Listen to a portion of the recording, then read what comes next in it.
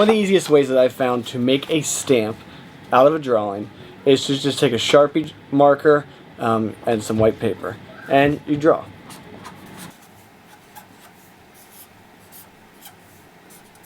Great. So you have a drawing.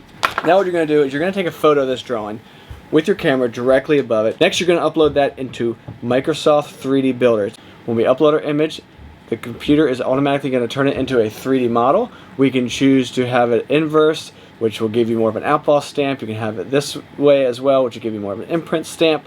Next, if you want to make a stamp out of it, you just add some other geometry here. Sometimes I'll add a flat rectangle, which will just give me a backing to it. That way none of the pieces fall off during the printing process.